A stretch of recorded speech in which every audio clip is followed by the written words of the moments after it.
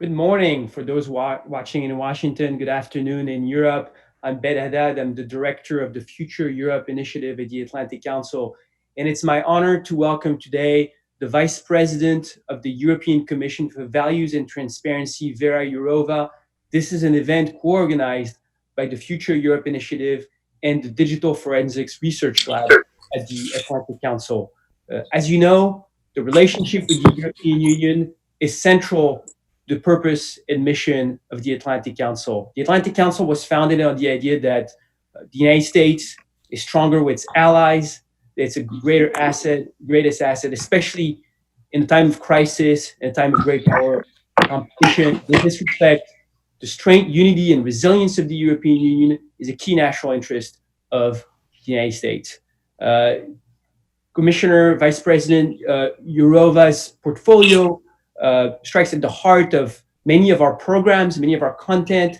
The Future Europe Initiative works obviously on the future of European Union, transatlantic digital issues and the rule of law, and the Digital Forensics Research Lab on identifying, explaining, and countering disinformation in the digital engagement space. And this is why I'm very pleased to be joined by my colleague Graham Brookie, the director of DFR Lab, to conduct this conversation.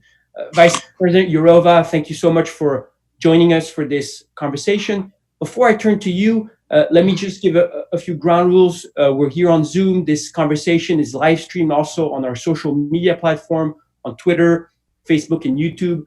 Please ask us questions by writing them down in the Q&A box on Zoom, or just by asking us questions on Twitter by responding to the Atlantic Council Twitter account that is live streaming this conversation. Vice President Jourová, but before we turn to the questions of rule of law, which are obviously central to your work and portfolio, I want to ask you a broader question and ask you how you assess the European Union's performance and response to this crisis. We've heard early assessments that there were divisions. Obviously, the Commission has reacted since then. What is your view on the EU's response to COVID-19? Yeah, thank you very much. First of all, good morning to United States. Indeed, we have afternoon here. I want to thank for your invitation, and I always appreciate the possibility to discuss with the people from the other side of the Atlantic, because we have so many things in common, European Union and the United States, and it's always useful to have an exchange of views. On how I see the reaction of the EU. We had a slow start, as everywhere else. Nobody predicted this to come. And although our agency, the European Center for Diseases Monitoring, already in January announced or warned that the coronavirus could move to European Union, there was a very slow reaction from all sides. So now I have to say that Europe is back. We are doing the right things at the level of the member states. There is already solidarity between the member states. There is already coordination on the level of the EU. We have a very intensive communication with the relevant ministers and, of course, with the prime ministers. You know, EU is 27 countries which were affected all. So, for instance, we could not trigger the traditional civil protection mechanism, which works on the basis of some countries affected, some not. So not affected countries help those who are in troubles. This could not be used because all the countries were affected. So we have symmetric impact, and it will have asymmetric consequences on different states, on different regions, different sectors, different layers of society. And so now we work on the proper response. First of all, to win the fight against coronavirus. That's we are mobilizing all the forces to manage that, but also to come with proper decisions regarding the economic recovery. because I deeply believe that the coronavirus will be gone, will be killed, but the economic consequences of it will live with us. And we need to guarantee that the time for necessary recovery will be as short as possible. We are working on the budget. We are working on inventing new ways of financing the new needs. We are working on so many fronts. We are working on the proper mechanisms for reopening the borders, because we need to renew Schengen regime in the EU. We need to renew the full functioning of the freedoms we have in Europe, and this requires joint forces. And I think maybe I'm over optimistic, but I always like to see a positive plan, and we have a positive plan ahead of us. We have a positive plan, and you mentioned symmetric impact and symmetric consequences. Obviously, this is something we could also say in the transatlantic space between the European Union and the United States. Vice President Jourová, you're one of the strongest voices on the question of rule of law and liberal democracy in Europe. At the outset of this crisis, you warned that killing the virus does not kill democracy. And so I want to ask you about some of the issues that we've seen arise that were already there before. Obviously, concerns over emergency measures that were taken in Hungary to respond to this crisis. And recently, the Commission also lodged its fourth rule of law infringement against Poland. I want to ask you, what are the next steps? What are you concerned about regarding these two countries for the European Union? I have to say at the beginning that the Commission is supporting all the member states in the same way to win the battle against corona crisis. So we are fully with Polish and Hungarian people. We are supporting the governments in what they are doing against the health crisis. But at the same time, we see emergency regimes launched in majority member states, and the emergency measures and regimes have to keep some balance and some conditions.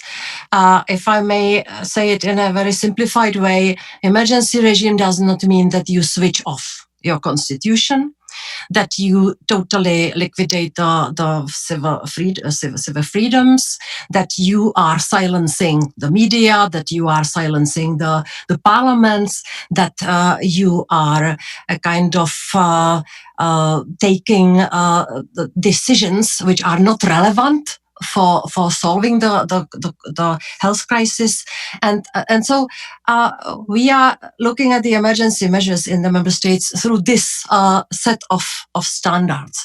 And indeed, in Hungary, we identified some problematic parts and issues, especially the not defined the deadline for the emergency regime, not very clear oversight from the side of the parliament, the problematic criminal law, which can punish or sanction those who deliver or produce so-called fake news. And I said clearly that we will follow and we will monitor how the emergency regime is applied in Hungary. I do it on everyday basis. I have now very good overview. Nobody can accuse me that I am taking decisions from Brussels without the knowledge of what's happening in the country. I am also in contact with the official, of course, authorities. And Mr. Orbán announced the end of the emergency regime for I think next week. So we will see what will happen. And I wanted to ask you also about Poland, obviously, as the Commission launched its fourth rule of law infringement, and there's been controversies about the postponement of the presidential election there. With both Poland and Hungary, we have a so-called procedure under Article 7. Yes, I am a lawyer, so I'm sorry, just to explain what Article 7. It's the article in the Lisbon Treaty, which I believed we would never trigger it, because it can be used when we analyze properly and deeply and come to a conclusion that there is a systemic breach of the rule of law in the country.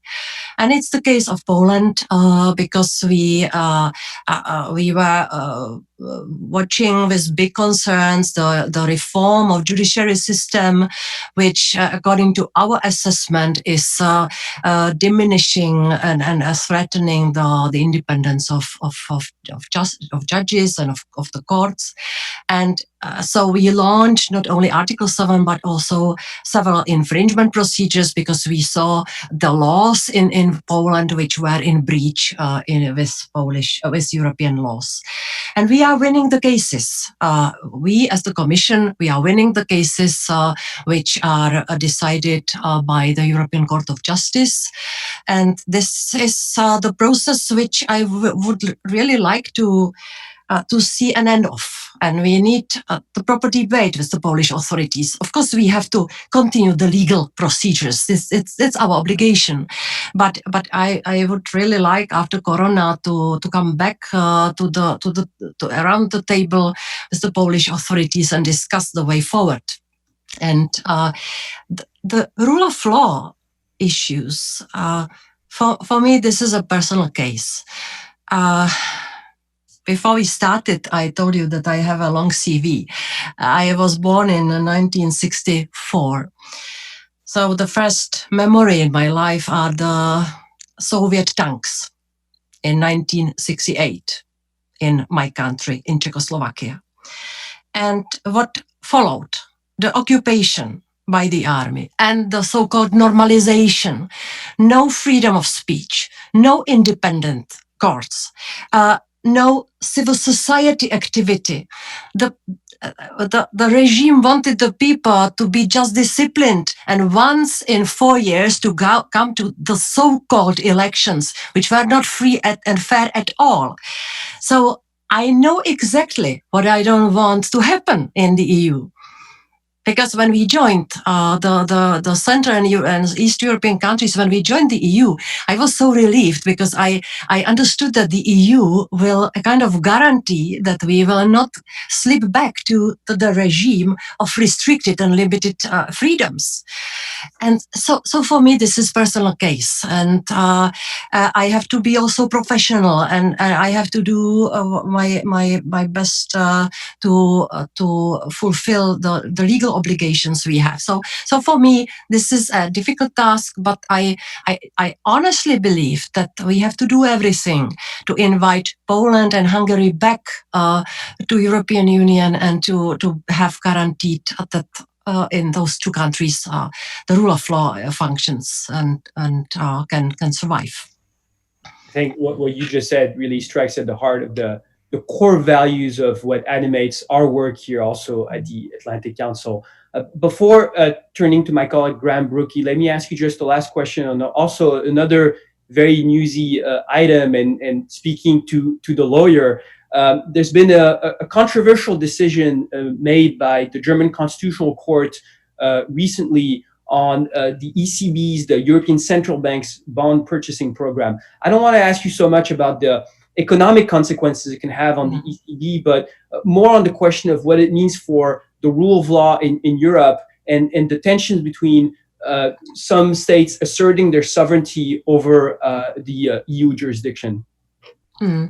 At this moment, I have to confirm that we are still analyzing the judgment and that we will take a position later from the legal point of view. But already now I can tell you that if there is how to say, if the EU should work well, the EU has to rely on some very steady pillar, somebody who has the last word, and is the European Court of Justice in Luxembourg.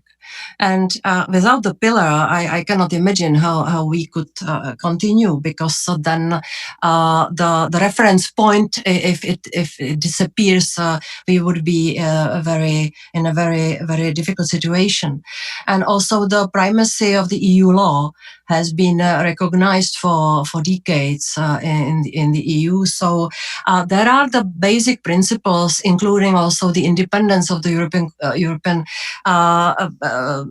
central bank. So these principles have to remain untouched. And so at this moment, I can only repeat that we still believe that these principles have to be maintained, and we will work further on some legal position of the Commission, which I cannot reveal to you now.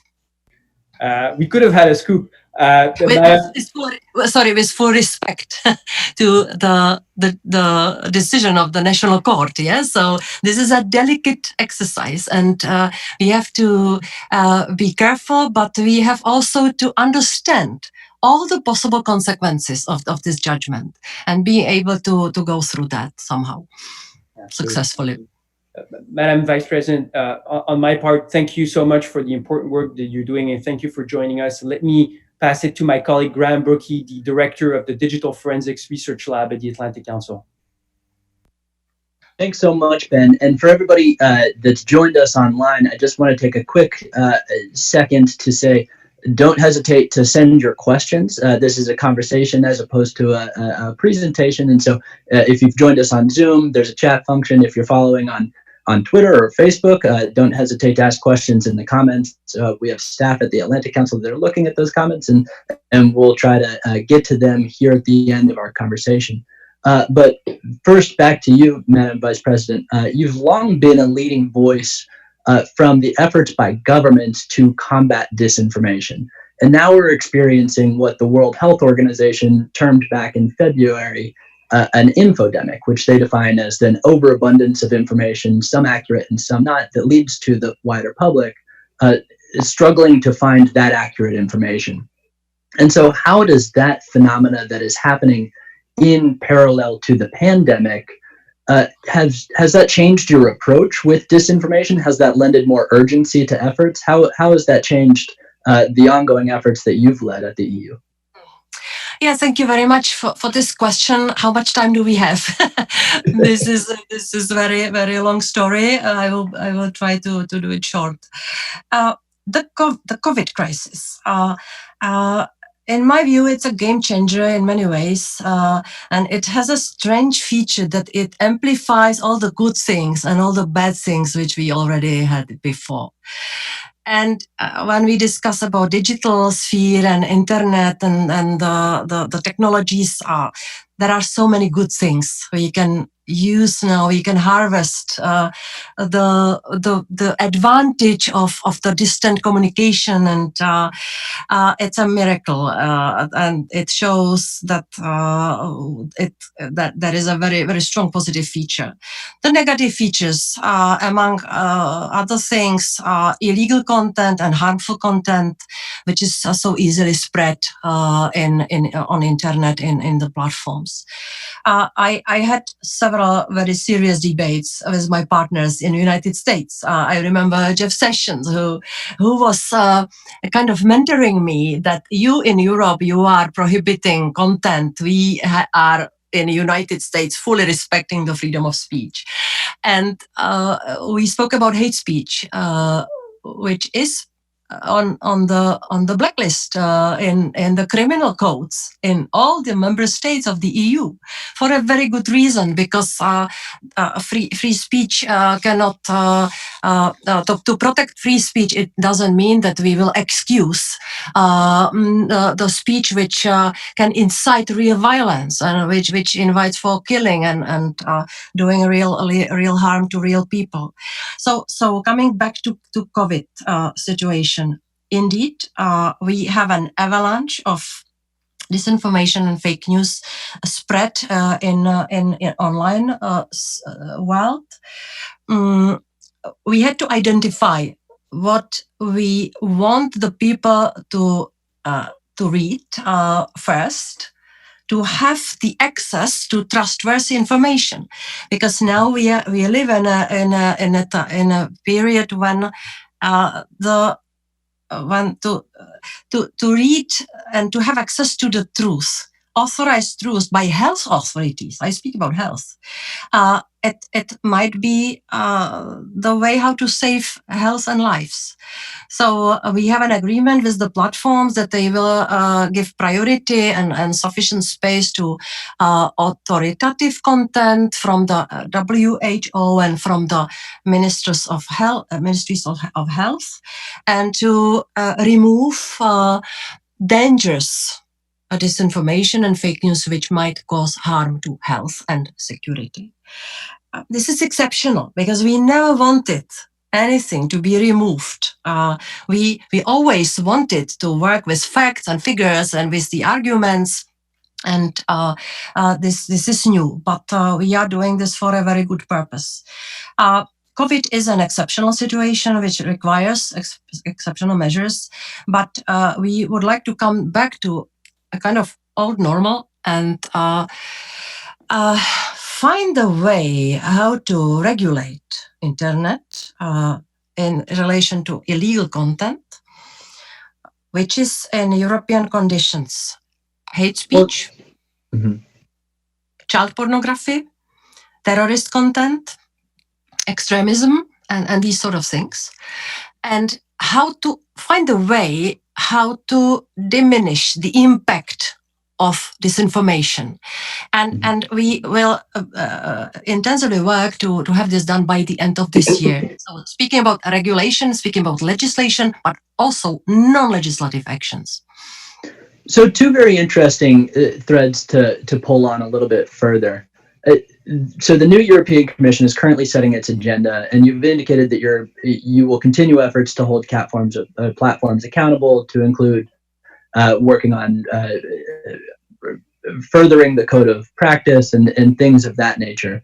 And so one of the balances is working with the social media companies. Another is a balance of working across all of the member states. And so how do you see the kind of coordination with not only social media companies in terms of regulation, as they've shown more willingness in the context of coronavirus to upgrade accurate content or content that is deemed accurate and remove more content than they've typically been willing to moderate.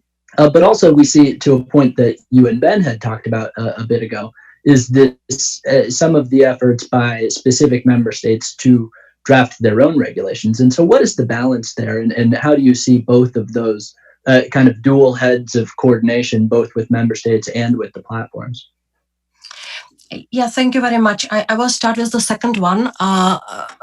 Well, yes, I will be concrete. In Germany, there is the law which already imposes legal liability on the platforms for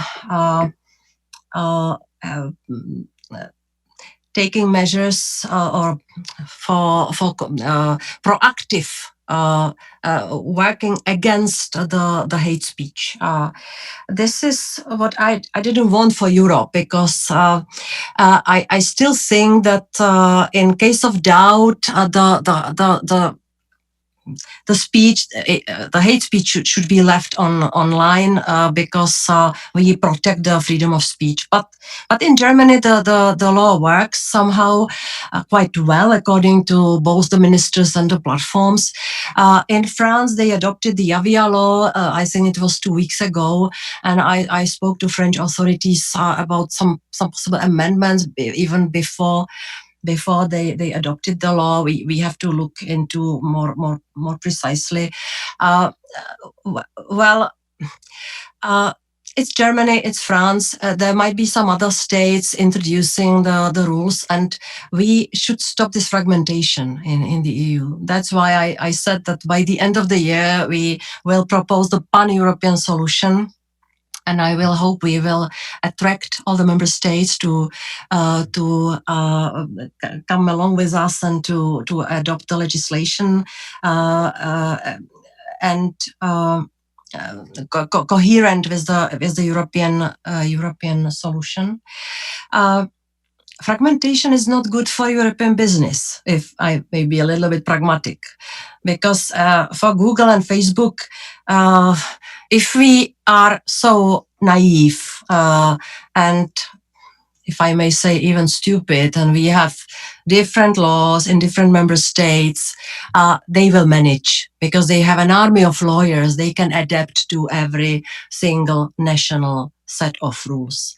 But we want the smaller companies to operate on the so-called digital single market in Europe. So we would like for digital world to keep the principle of, or to introduce the principle of one continent, one law.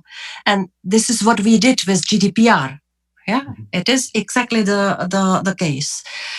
So fragmentation is not good for the EU. We will work hard to come with European regulation and convince the member states to agree on the unified or equal model. How we work with the member states, we have several lines, several sets of partners. Of course, member states have deployed the capacities to fighting against disinformation. It's usually a Ministry of Interior or Home Affairs, or Ministry of Defense, or Ministry of Foreign Affairs. We also have the so-called rapid alert system, which might be triggered in case there is some really dangerous coordinated attack on Europe from outside. And you know that this information is somehow already included under the so-called hybrid threats. So for this reason, we have this rapid alert system. We also work with the national authorities organizing the elections, because we didn't want last year the European elections to be affected by disinformation. So we worked intensively with the member states, and we came with a set of rules. And last but not least, also we work with the consumer organizations, because there is an increase of very immoral kind of offers to the consumers, the products to save your life in Corona time. Price gouging is very, very frequent. So also this is the important line. So we work in a triangle: the Commission, the platforms, and these national authorities. And this is up to now, I have to say, very intensive and quite fruitful cooperation. Completely understood. One of the topics that you touched on is fragmentation. And it's clear that disinformation is a collective challenge that involves government and media and tech, and doesn't necessarily respect the terms of service of one platform or the national borders of one country. And so a topic that I'd like to turn to is foreign influence. And that many times gets conflated. Disinformation doesn't necessarily equal foreign influence, and foreign influence doesn't necessarily equal disinformation. But recently, on the topic of foreign influence, there were reports that China tried to soften a report regarding COVID-19 disinformation deriving from the EU. And so, how do you work to speak with one voice from the EU and not essentially be pressured by a number of member states that might be predisposed, noting that the geopolitical relations with a country like China are extremely delicate and extremely important? We have ahead of us serious discussions with the member states to reflect what is happening and what was happening in the Corona times. And indeed, the production or the delivery of disinformation from Russia and also increasingly from China was intensified. I could repeat, but I will not do it. A set of the most frequent messages which were spread in the EU, and this is for a serious talk with the member states, and this is for intensifying of the cooperation of the triangle which I spoke about before. We decided not to respond on propaganda, which is using fake news and manifestly clear lies and dangerous lies by to react on it by the same thing. We will always use facts and figures and arguments. It's not easy because according to our research and many surveys, lying flies 7 times quicker than the truth. Lying is so bloody sexy. Truth is for many boring. Also, to my regret, lying is selling better online. Yeah, so this is one of the debates, or the topics for our debates is the platforms that to monetize lying online. It's immoral and it should not continue. So there are many factors which make our task very difficult.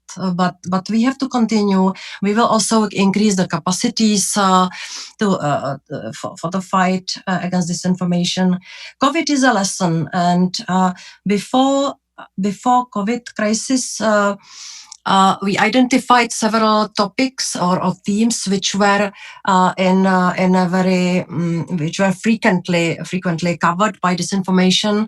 It was migration, minorities, environment, health, security issues, and increasingly green. I mentioned environment before, but green policies. And now we have amplified the health issue. And this is too serious. We really needed to act. But again, what I said before, we have to find systemic measures which will not kill the freedom of speech in the EU, but which will efficiently address this issue. And that's for the work of not only for me, but also for Joseph Borrell, who is my main partner in the Commission to address this issue. Understood. And I very much appreciate your description of different types of disinformation content as sexy and engaging. I don't think that we hear that very often from policymakers, and it's absolutely true.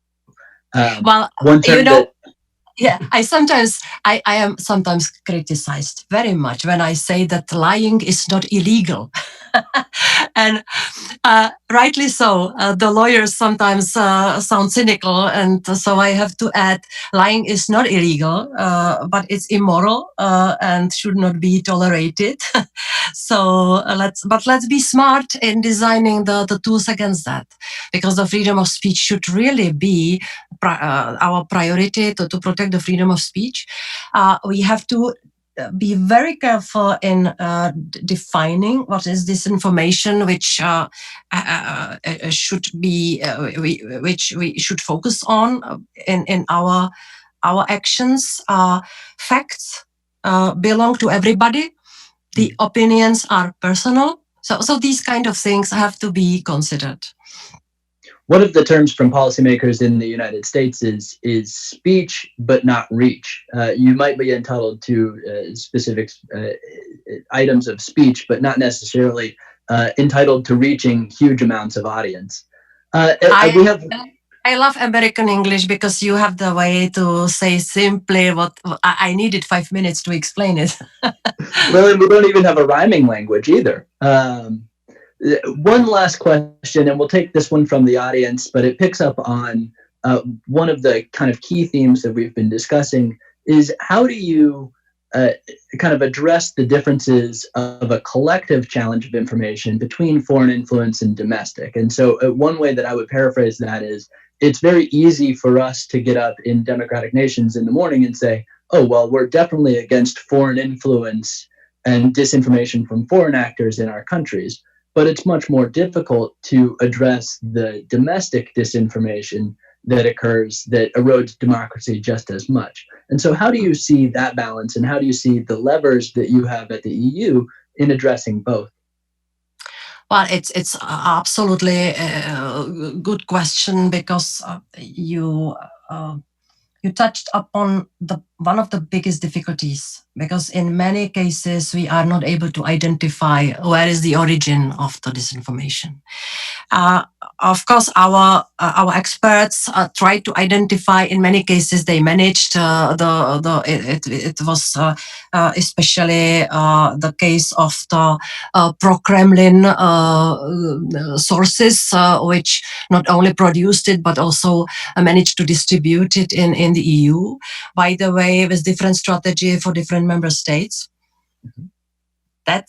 That's also one of the features of the disinformation, that they are always well designed on what will fly with domestic audience, and there is always a little portion of truth and then big bulk of lie, and so it's not always possible and always easy to identify whether it was produced outside, imported in Europe, and distributed by the proxies which live in the EU. We have our own production in the EU, and for me this is a bigger headache, by the way, because we here it is very uneasy to identify who is behind the disinformation and fake news, and to make it even more difficult, we have to be really careful not to start defining those who produce the fake news, those who just are critical or have opinion. And this is what makes me nervous about some of the emergency regimes now, coming back to Hungary, that there is the law against fake news, and the people who were critical as the government were accused of committing a crime. So you know, this is a very complicating one of the complicating features of disinformation and our ability to act on this. So now on the 10th of June we will come with the action plan on fighting against disinformation, and there will be a prominent place for the text referring to the freedom of speech and the need to keep free the space for criticism and for unpleasant comments, which the politicians might not like. But you can imagine how many fake news are circulating about myself, but I have to be able to live with it as a politician. Completely understood. And I think that this is a perfect conversation to draw together all of the portions of your portfolio, from the rule of law to and all issues related to transparency to democracy, but also this online disinformation space that are directly related and in some cases causal, which I think your answer goes directly to. And so this ties directly into our mission and remit at the Atlantic Council. We're so glad that you could join us today. We know that you're incredibly busy and have way too much to think about in the context of not only coronavirus, but also the online information space and democracy writ large. To your point on the June 10th updates to a number of the policies, we'd love to have you back to talk in depth about all of those elements. In the meantime, good luck. We're rooting for you. We're working with you. And democracy obviously is not a team sport, and so we'll keep at it. And obviously on all of these collective challenges, we're here to help. So thank you so much for taking the time today. Thanks to everybody who joined us online, and we'll talk to you very, very soon. Thank you. It will be my pleasure. Have a good day. Thank you. Bye. Thank you. You do the same.